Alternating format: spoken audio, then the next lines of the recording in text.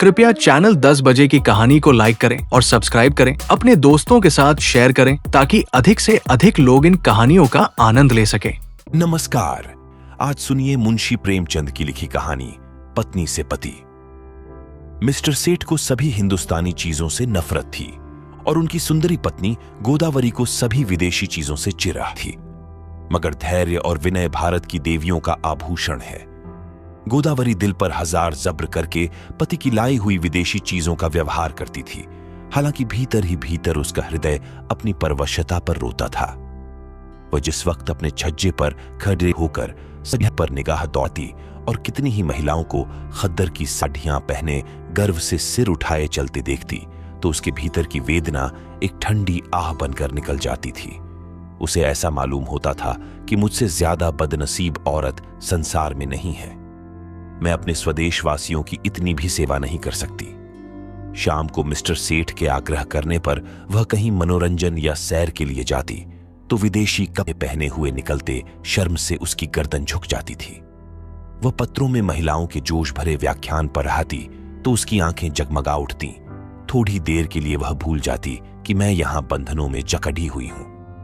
होली का दिन था, 8 बजे रात का समय। स्वदेश के नाम पर बिके हुए अनुरागियों का जुलूस आकर मिस्टर सेठ के मकान के सामने रुका और उसी चौड़े मैदान में विलायती कपाहों की होलियां लगाने की तैयारियां होने लगीं। गोदावरी अपने कमरे में खिड़की पर खड़ी यह समारोह देखती थी और दिल महसूस कर रह जाती थी। एक वह है जो यूं खुश खुश आजादी के नशे से मतवाले गर्व से सिर उठाए होली लगा रहे हैं, और एक मैं हूं कि पिंजरे में बंद पक्षी की तरह फैडी इश्पा रही हूं। इन तीलियों को कैसे तोड़ दूं? उसने कमरे में निगाह दौड़ाई। सभी चीजें विदेशी थीं, स्वदेशी का एक सूत भी न था। यही चीजें वहां जलाई जा रही थीं और वही चीजें यहां उसके हृदय में संचित ग्लानि की भांति संदूकों में रखी हुई थीं। उसके जी में एक लहर उठ रही थी कि इन चीजों को उठाकर उसी होली में डाल दे, उसकी सारी ग्लानि और दुर्बलता जलकर भस्म हो जाए। मगर पति की अप्रसन्नता के भय ने उसका हाथ पकड़ लिया। सहसा में सेठ ने अंदर आकर कहा, जरा इन सिरफिरों को देखो, कपाही जला रहे हैं। यह पागलपन, उन्माद और विद्रोह नहीं तो और क्या है? किसी ने सच कहा है, हिंदुस्तानियों को न अक्लाई है न आएगी। कोई कल भी तो सीधी नहीं। गोदावरी ने कहा, तुम भी हिंदुस्तानी हो? सेठ ने गर्म होकर कहा, हां, लेकिन मुझे इसका हमेशा खेद रहता है कि ऐसे अभागे देश में क्यों पैदा हुआ। मैं नहीं चाहता कि कोई मुझे हिंदुस्तानी कहे या समझे। कम से कम मैंने आचार व्यवहार, वेशभूषा, रीति नीति, कर्म वचन में कोई ऐसी बात नहीं रखी जिससे हमें कोई हिंदुस्तानी होने का कलंक लगाए। पूछिए, जब हमें 8 आने गज में बढ़िया कपड़ा मिलता है तो हम क्यों मोटा टाट खरीदें? इस विषय में हर एक को पूरी स्वाधीनता होनी चाहिए। न जाने क्यों गवर्नमेंट ने इन दुष्टों को यहां जमा होने दिया। अगर मेरे हाथ में अधिकार होता तो सबों को जहन्नुम रसीद कर देता, तब आटे दाल का भाव मालूम होता। गोदावरी ने अपने शब्दों में तीक्ष्ण तिरस्कार भर के कहा, तुम्हें अपने भाइयों का जरा भी ख्याल नहीं आता? भारत के सिवा और भी कोई देश है जिस पर किसी दूसरी जाति का शासन हो? छोटे छोटे राष्ट्र भी किसी दूसरी जाति के गुलाम बनकर नहीं रहना चाहते। क्या एक हिंदुस्तानी के लिए यह लज्जा की बात नहीं है कि वह अपने थोड़े से फायदे के लिए सरकार का साथ देकर अपने ही भाइयों के साथ अन्याय करे? सेठ ने भौहें चढ़ाकर कहा, मैं इन्हें अपना भाई नहीं समझता। गोदावरी, आखिर तुम्हें सरकार जो वेतन देती है वह इन्हीं की जेब से तो आता है। सेठ, मुझे इससे कोई मतलब नहीं कि मेरा वेतन किसकी जेब से आता है। मुझे जिसके हाथ से मिलता है वह मेरा स्वामी है। न जाने इन दुष्टों को क्या सनक सवार हुई है। कहते हैं भारत आध्यात्मिक देश है। क्या अध्यात्म का यही आशय है कि परमात्मा के विधानों का विरोध किया जाए? जब यह मालूम है कि परमात्मा की इच्छा के विरुद्ध एक पत्ती भी नहीं हिल सकती, तो यह कैसे मुमकिन है कि यह इतना बड़ा देश परमात्मा की मर्जी के बगैर अंग्रेजों के अधीन हो? क्यों इन दीवानों को इतनी अक्ल नहीं आती कि जब तक परमात्मा की इच्छा न होगी कोई अंग्रेजों का बाल भी बांका न कर सकेगा? गोदावरी, तो फिर क्यों नौकरी करते हो? परमात्मा की इच्छा होगी तो आप ही आप भोजन मिल जाएगा।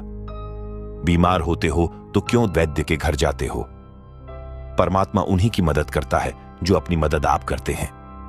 सेठ बेशक करता है, लेकिन अपने घर में आग लगा देना, घर की चीजों को जला देना ऐसे काम हैं जिन्हें परमात्मा कभी पसंद नहीं कर सकता। गोदावरी तो यहां के लोगों को चुपचाप बैठे रहना चाहिए। सेठ नहीं रोना चाहिए, इस तरह रोना चाहिए जैसे बच्चे माता के दूध के लिए रोते हैं। सहसा होली जली, आग की शिखाएं आसमान से बातें करने लगीं, मानो स्वाधीनता की देवी अग्नि वस्त्र धारण किए हुए आकाश के देवताओं से गले मिलने जा रही हो। दीनानाथ ने खिड़की बंद कर दी। उनके लिए यह दृश्य भी असह्य था। गोदावरी इस तरह ही रही जैसे कोई गाय कसाई के खूंटे पर खड़ी हो। उसी वक्त किसी के गाने की आवाज आई, वतन की देखिए तकदीर कब बदलती है। गोदावरी के विषाद से भरे हुए हृदय में एक चोट लगी। उसने खिड़की खोल दी और नीचे की तरफ झांका। होली अब भी जल रही थी और एक अंधा लड़का अपनी खंजरी बजाकर गा रहा था, वतन की देखिए तकदीर कब बदलती है। वक्री के सामने पहुंचा तो गोदावरी ने पुकारा, ओ अंधे खड़ा रहा। अंधा खड़ा हो गया। गोदावरी ने संदूक खोला, पर उसमें उसे एक पैसा मिला। नोट और रुपये थे, मगर अंधे फकीर को नोट या रुपये देने का तो सवाल ही न था। पैसे अगर 2-4 मिल जाते तो इस वक्त वह जरूर दे देती, पर वहां एक ही पैसा था, वह भी इतना घिसा हुआ कि कहार बाजार से लौटा लाया था। किसी दुकानदार ने न लिया था। अंधे को वह पैसा देते हुए गोदावरी को शर्म आ रही थी। वह जरा देर तक पैसे को हाथ में लिए संशय में खड़ी रही। तब अंधे को बुलाया और पैसा दे दिया। अंधे ने कहा, माता जी कुछ खाने को दीजिए, आज दिन भर से कुछ नहीं खाया। गोदावरी दिन भर मांगता है तब भी तुझे खाने को नहीं मिलता। अंधा क्या करूं माता, कोई खाने को नहीं देता। गोदावरी इस पैसे का चबैना लेकर खा ले। अंधा खा लूंगा माता जी, भगवान आपको खुश रखे, अब यहीं सोता हूं। दूसरे दिन प्रातःकाल कांग्रेस की तरफ से एक आम जलसा हुआ। मिस्टर सेठ ने विलायती टूथ पाउडर विलायती ब्रश से दांतों पर मला, विलायती साबुन से नहाया, विलायती चाय विलायती प्यालियों में पी, विलायती बिस्कुट विलायती मक्खन के साथ खाया, विलायती दूध पिया, फिर विलायती सूट धारण करके विलायती सिगार मुंह में दबाकर घर से निकले और अपनी मोटरसाइकिल पर बैठ फ्लावर शो देखने चले गए। गोदावरी को रात भर नींद नहीं आई थी। दुराशा और पराजय की कठिन यंत्रणा किसी कोड्ढे की तरह उसके हृदय पर पड़ रही थी। ऐसा मालूम होता था कि उसके कंठ में कोई कदावी चीज अटक गई है। मिस्टर सेठ को अपने प्रभाव में लाने की उसने वह सब योजनाएं की जो एक रमणी कर सकती है, पर उस भले आदमी पर उसके सारे हाव भाव, मृदु मुस्कान और वाणी विलास का कोई असर न हुआ। खुद तो स्वदेशी वस्त्रों के व्यवहार करने पर क्या राजी होते, गोदावरी के लिए एक खद्दर की साड़ी लाने पर भी सहमत न हुए। यहां तक कि गोदावरी ने उनसे कभी कोई चीज मांगने की कसम खा ली। क्रोध और ग्लानि ने उसकी सद्भावना को इस तरह विकृत कर दिया जैसे कोई मैली वस्तु निर्मल जल को दूषित कर देती है। उसने सोचा, जब यह मेरी इतनी सी बात नहीं मान सकते, तब फिर मैं क्यों इनके इशारों पर चलूं, क्यों इनकी इच्छाओं की लौंडी बनी रहूं। मैंने इनके हाथ कुछ अपनी आत्मा नहीं बेची है। अगर आज ये चोरी या गबन करें तो क्या मैं सजा पाऊंगी? उसकी सजा ये खुद झेलेंगे। उसका अपराध इनके ऊपर होगा। इन्हें अपने कर्म और वचन का अख्तियार है, मुझे अपने कर्म और वचन का अख्तियार। ये अपनी सरकार की गुलामी करें, अंग्रेजों की चौखट पर नाक रगड़ें। मुझे क्या गरज है कि उसमें उनका सहयोग करूं? जिसमें आत्माभिमान नहीं, जिसने अपने को स्वार्थ के हाथों बेच दिया, उसके प्रति अगर मेरे मन में भक्ति न हो तो मेरा दोष नहीं। ये नौकर है या गुलाम? नौकरी और गुलामी में अंतर है। नौकर कुछ नियमों के अधीन अपना निर्दिष्ट काम करता है। वह नियम स्वामी और सेवक दोनों ही पर लागू होते हैं। स्वामी अगर अपमान करे, अपशब्द कहे, तो नौकर उसको सहन करने के लिए मजबूर नहीं। गुलाम के लिए कोई शर्त नहीं, उसकी दैहिक गुलामी पीछे होती है, मानसिक गुलामी पहले ही हो जाती है। सरकार ने इनसे कब कहा है कि देशी चीजें न खरीदो?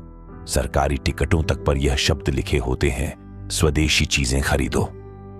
इससे विदित है कि सरकार देशी चीजों का निषेध नहीं करती। फिर भी यह महाशय सुरखरू बनने की फिक्र में सरकार से भी 2 अंगुल आगे बढ़ना चाहते हैं। मिस्टर सेठ ने कुछ झेंपते हुए कहा, कल फ्लावर शो देखने चलोगी?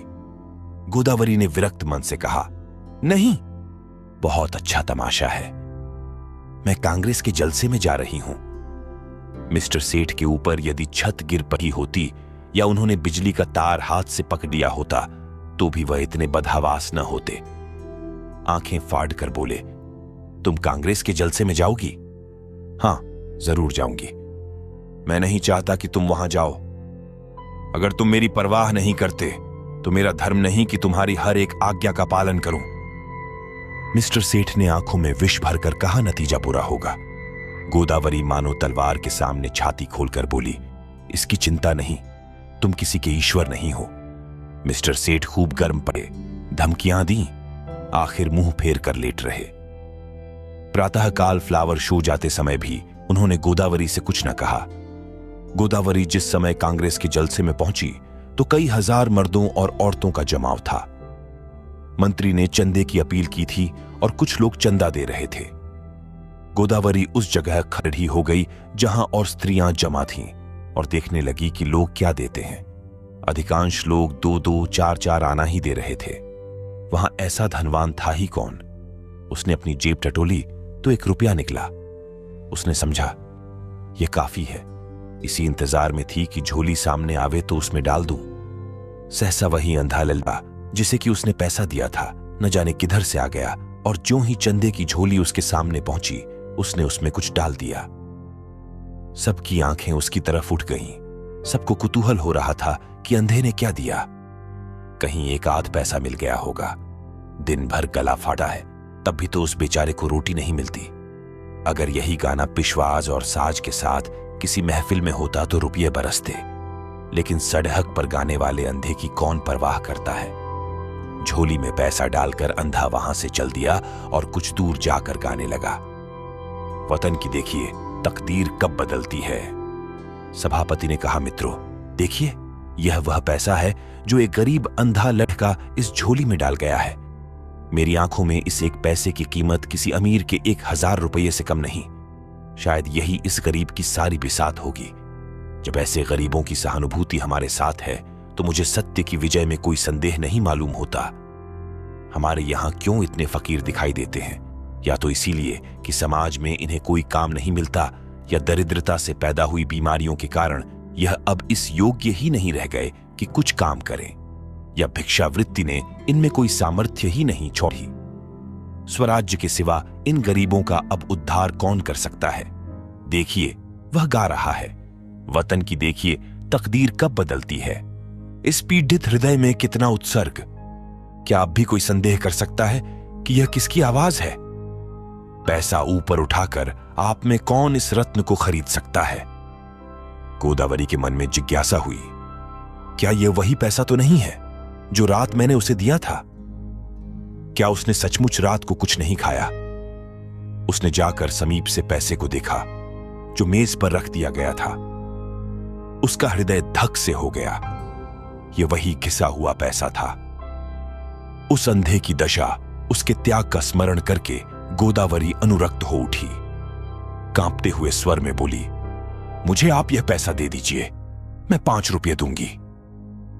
सभापति ने कहा, एक बहन इस पैसे के दाम 5 रुपये दे रही हैं। दूसरी आवाज आई 10 रुपये, तीसरी आवाज आई 20 रुपये। गोदावरी ने इस अंतिम व्यक्ति की ओर देखा। उसके मुख पर आत्माभिमान झलक रहा था, मानो कह रहा हो कि यहां कौन है जो मेरी बराबरी कर सके। गोदावरी के मन में स्पर्धा का भाव जाग उठा। चाहे कुछ हो जाए, इसके हाथ में यह पैसा ना जाए। समझता है इसने 20 रुपये क्या कह दिए, सारे संसार को मोल ले लिया। गोदावरी ने कहा, 40 रुपये। उस पुरुष ने तुरंत कहा, 50 रुपये। हजारों आंखें गोदावरी की ओर उठ गईं, मानो कह रही हों, अब आप ही हमारी लाज रखिए। गोदावरी ने उस आदमी की ओर देखकर धमकी से मिले हुए स्वर में कहा, 100 रुपये। धनी आदमी ने भी तुरंत कहा, 120 रुपये। लोगों के चेहरे पर हवाइयां उड़ने लगीं। समझ गए इसी के हाथ विजय रही। निराश आंखों से गोदावरी की ओर ताकने लगे, मगर ज्यों ही गोदावरी के मुंह से निकला 150 कि चारों तरफ तालियां पड़ने लगीं, मानो किसी दंगल के दर्शक अपने पहलवान की विजय पर मतवाले हो गए हों। उस आदमी ने फिर कहा, 225। गोदावरी बोली, 200। फिर चारों तरफ से तालियां पड़ी। प्रतिद्वंद्वी ने अब मैदान से हट जाने ही में अपनी कुशल समझी। गोदावरी विजय के गर्व पर नम्रता का पर्दा डाले हुए खड़ी थी और हजारों शुभकामनाएं उस पर फूलों की तरह बरस रही थीं। जब लोगों को मालूम हुआ कि यह देवी मिस्टर सेठ की बीवी है तो उन्हें ईर्ष्यामय आनंद के साथ उस पर दया भी आई। मिस्टर सेठ अभी फ्लावर शो में ही थे कि एक पुलिस के अफसर ने उन्हें यह घातक संवाद सुनाया। मिस्टर सेठ सकते में पारिश गए, मानो सारी देह शून्य पड़ी हो। फिर दोनों मुट्ठियां बांध लीं, दांत पीसे, ओंठ चबाए और उसी वक्त घर चले। उनकी मोटरसाइकिल कभी इतनी तेज न चली थी। घर में कदम रखते ही उन्होंने चिंगारियों भरी आंखों से देखते हुए कहा, क्या तुम मेरे मुंह में कालिख पुतवाना चाहती हो? गोदावरी ने शांत भाव से कहा, कुछ मुंह से भी तो कहो, या गालियां ही दिए जाओगे? तुम्हारे मुंह में कालिख लगेगी तो क्या मेरे मुंह में न लगेगी? तुम्हारी जरत खुदेगी तो मेरे लिए दूसरा कौन सा सहारा है? मिस्टर सेठ, सारे शहर में तूफान मचा हुआ है। तुमने मेरे रुपये दिए क्यों? गोदावरी ने उसी शांत भाव से कहा, इसलिए कि मैं उसे अपना ही रुपया समझती हूं। मिस्टर सेठ दांत किटकिटाकर बोले, हरगिज नहीं, तुम्हें मेरा रुपया खर्च करने का कोई हक नहीं है। गोदावरी, बिल्कुल गलत। तुम्हारे रुपये खर्च करने का तुम्हें जितना अख्तियार है उतना ही मुझको भी है। हां, जब तलाक का कानून पास करा लोगे और तलाक दे दोगे तब न रहेगा। मिस्टर सेठ ने अपना हैट इतने जोर से मेज पर फेंका कि वह लुढ़कता हुआ जमीन पर गिर पड़ा और बोले, मुझे तुम्हारी अक्ल पर अफसोस आता है। जानती हो तुम्हारी इस उद्दंडता का क्या नतीजा होगा? मुझसे जवाब तलब हो जाएगा। बतलाओ, क्या जवाब दूंगा? जब यह जाहिर है कि कांग्रेस सरकार से दुश्मनी कर रही है तो कांग्रेस की मदद करना सरकार के साथ दुश्मनी करना है।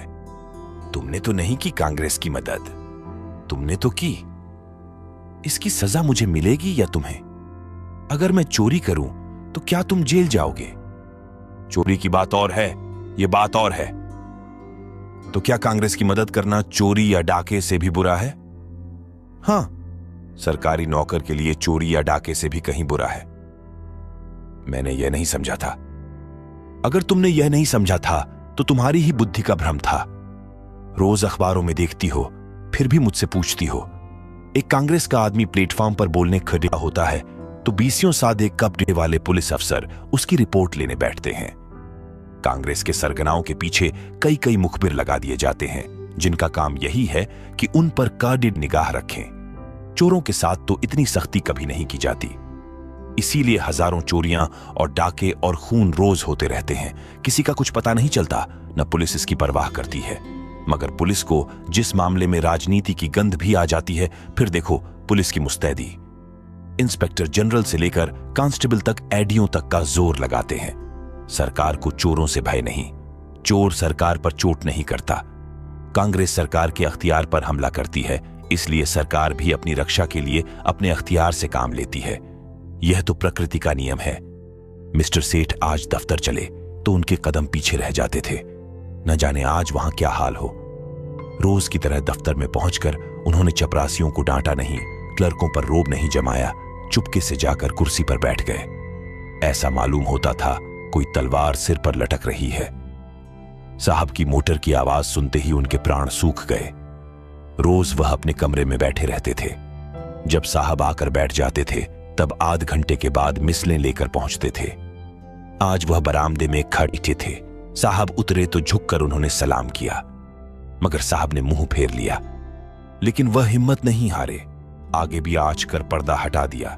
साहब कमरे में गए तो सेठ साहब ने पंखा खोल दिया, मगर जान सूखी जाती थी कि देखें कब सिर पर तलवार गिरती है। साहब जो ही कुर्सी पर बैठे, सेठ ने लपक कर सिगार केस और दिया सलाई मेज पर रख दी। एकाएक ऐसा मालूम हुआ मानो आसमान फट गया हो। साहब गरज रहे थे, तुम दगाबाज आदमी है।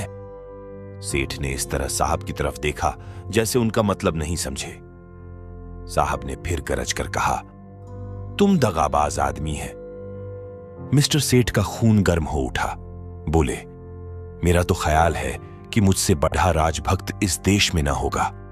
साहब, तुम नमकहराम आदमी है। मिस्टर सेठ के चेहरे पर सुर्खी आई। आप व्यर्थ ही अपनी जबान खराब कर रहे हैं। साहब, तुम शैतान आदमी है। मिस्टर सेठ की आंखों में सुर्खी आई। आप मेरी बेइज्जती कर रहे हैं। ऐसी बातें सुनने की मुझे आदत नहीं है।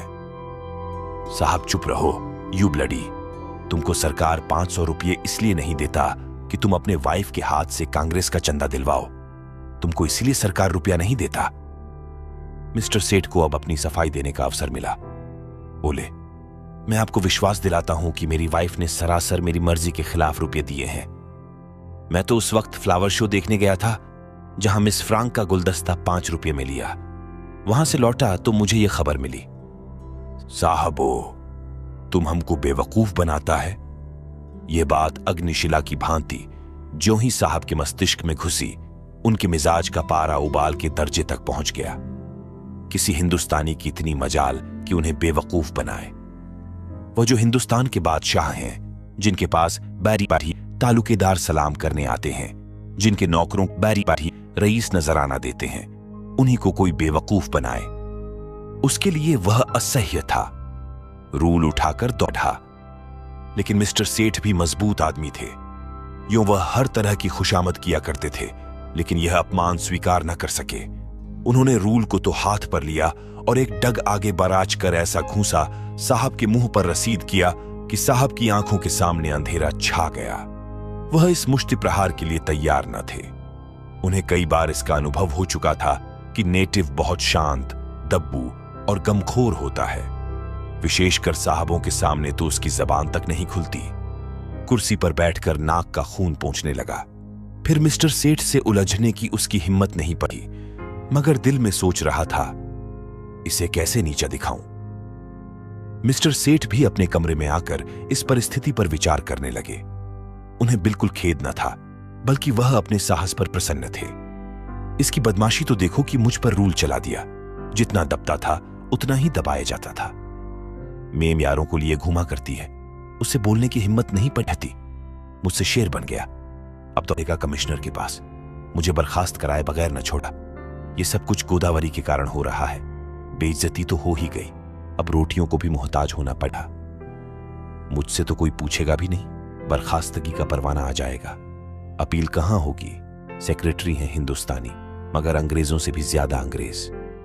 होम मेंबर भी हिंदुस्तानी हैं, मगर अंग्रेजों के गुलाम। गोदावरी के चंदे का हाल सुनते ही उन्हें जूटी चरा आ जाएगी। न्याय की किसी से आशा नहीं, अब यहां से निकल जाने में ही कुशल है। उन्होंने तुरंत एक इस्तीफा लिखा और साहब के पास भेज दिया। साहब ने उस पर लिख दिया, बर्खास्त। दोपहर को जब मिस्टर सेठ मुंह लटकाए हुए घर पहुंचे तो गोदावरी ने पूछा, आज जल्दी कैसे आ गए? मिस्टर सेठ दहकती हुई आंखों से देखकर बोले, जिस बात पर लगी थी वह हो गई। अब रो सिर पर हाथ रख के। गोदावरी, बात क्या हुई? कुछ कहो भी तो। सेठ, बात क्या हुई? उसने आंखें दिखाई। मैंने चांटा जमाया और इस्तीफा देकर चला आया। गोदावरी, इस्तीफा देने की क्या जल्दी थी? सेठ, और क्या सिर के बाल नुचवाता? तुम्हारा यही हाल है तो आज नहीं कल अलग होना ही पड़ा। गोदावरी, खैर जो हुआ अच्छा ही हुआ। आज से तुम भी कांग्रेस में शरीक हो जाओ। सेठ ने ओंठ चबाकर कहा, लजाओगी तो नहीं, ऊपर से घाव पर नमक छिड़कती हो। गोदावरी, लजाऊं क्यों? मैं तो खुश हूं कि तुम्हारी बेटियां कट गईं। सेठ, आखिर कुछ सोचा है? काम कैसे चलेगा? गोदावरी, सब सोच लिया है, मैं चलकर दिखा दूंगी। हां, मैं जो कुछ कहूं वह तुम किए जाना। अब तक मैं तुम्हारे इशारों पर चलती थी, अब से तुम मेरे इशारे पर चलना। मैं तुमसे किसी बात की शिकायत न करती थी। तुम जो कुछ खिलाते थे खाती थी, जो कुछ पहनाते थे पहनती थी। महल में रखते महल में रहती, झोंपड़ी में रखते झोंपड़ी में रहती। उसी तरह तुम भी रहना। जो काम करने को कहूं वह करना, फिर देखूं कैसे काम नहीं चलता। बड़प्पन सूट बूट और ठाट बाट में नहीं है। जिसकी आत्मा पवित्र हो वही ऊंचा है। आज तक तुम मेरे पति थे, आज से मैं तुम्हारा पति हूं। सेठ जी उसकी ओर स्नेह की आंखों से देखकर हंस पड़े। आप सुन रहे थे मुंशी प्रेमचंद की लिखी कहानी पत्नी से पति। कृपया चैनल 10 बजे की कहानी को लाइक करें और सब्सक्राइब करें। अपने दोस्तों के साथ शेयर करें ताकि अधिक से अधिक लोग इन कहानियों का आनंद ले सकें।